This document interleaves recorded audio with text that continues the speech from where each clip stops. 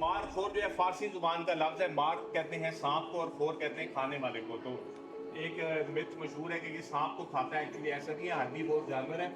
और इसके जो सींग है वो कर्ल होते हैं ऐसे, और हर एक कर्ल जो है वो 1 साल को जाहिर करता है। तो जितने बड़े इसके कर्ल होंगे उतनी ज़्यादा जो है ये आप उसकी जो है वो एज का अंदाज़ा कर सकते हैं। पाकिस्तान में गिलगित बल्तिस्तान, अस्तोर और इसके अलावा जो आपका है कीरथर रेंज, वहाँ पर ये पाए।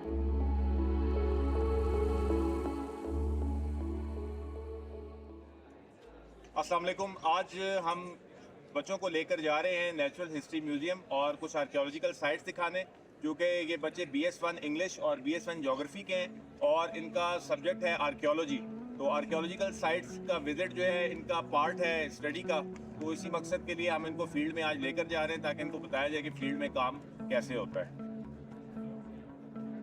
अच्छा, ये सिर्फ आपके फर्स्ट सेमेस्टर का या हम इसका भी नहीं कर रहे, बल्कि 5th सेमेस्टर में एनवायरमेंटल साइंसेज का भी है, इनको भी लेकर तो इसके बाद जो अगले हफ्ते जो ट्रिप होगा वो उनका होगा। इसी तरह से जो travelling as a part of education है, that is going to be implemented in practical sense इंशाल्लाह। Thank you. सारे के सारे स्पेसिमेन जो नेचुरल हिस्ट्री म्यूजियम में आप देखेंगे वो सब के सब नेचुरल हैं, राइट।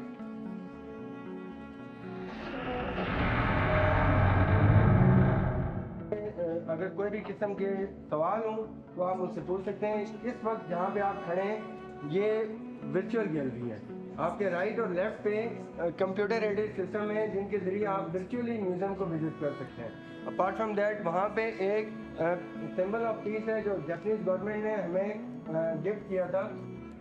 खासकर बंगू पीर अगर आप जाएं कराची में कभी तो वहाँ पर आपको ये नजर आएंगे। इसके अलावा जो हमारी नहरें हैं, जिस तरह नारा कैनाल है जो निकाली गई ड्रैगन से, उसमें भी ये पाए जाते हैं।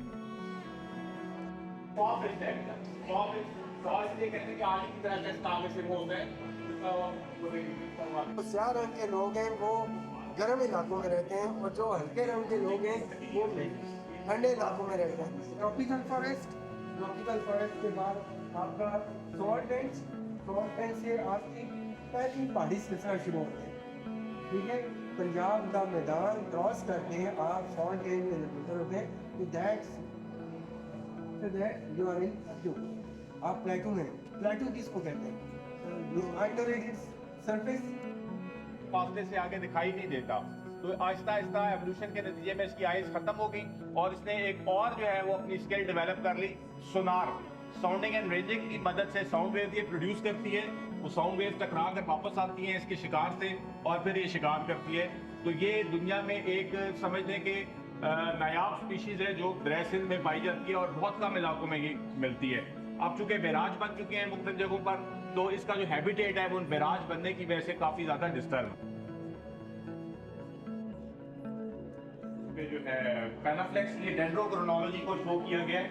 दरख्तों के अंदर रिंग्स पाए जाते हैं जिनको ग्रोथ रिंग्स कहा जाता है और हर ग्रोथ रिंग 1 साल को शो करता है। अगर आप दरख्त का तना कटा हुआ देखें और उसके अंदर सेंटर से आउटसाइड की तरफ उन रिंग्स को काउंट कर लें तो आपको दरख्त की एज का पता लग जाएगा, ठीक है।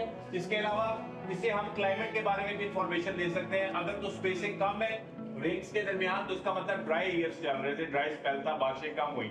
अगर इनकी स्पेसिंग ज्यादा है तो इसका मतलब ये है कि वेट ईयर्स चल रहे थे, बारिशें वगैरह ज्यादा हुई हैं। इसके अलावा और बहुत चीजों की इंफॉर्मेशन जो है वो इससे हासिल की जा सकती है। इनकी डेटिंग की मदद से फिर एज भी मालूम की जा सकती है कार्बन डेटिंग करके। $200 पर मंथ आपको अर्न मस्ट करना है। $200 अभी से फ्रीलांसिंग करना सीखें। अभी से आप ग्राफिक डिज़ाइनिंग, कंप्यूटर की स्किल्स और बोलना सीखें। आप ट्रांसलेटर भी हो सकते हैं। ऐसी बहुत सारी ऑर्गेनाइजेशंस हैं, even BBC, they need reporters. आपने मुख्तलिफ ऑर्गेनाइजेशंस को खुद से हिट करना है। आपने खुद अपनी जो है ना वो अपने आप को डिफाइन करना है। अच्छा ड्रेस के अलावा अच्छी तरह से बोलना आना चाहिए। अपने आप को एक्सप्रेस करना सीखो और जितना ज़्यादा मल्टी ऑर्गेनाइजेशन में जाएं, जाके उधर सीखें, ठीक है। ये बीइंग HATian मेरा आपसे मेरी रिक्वेस्ट है।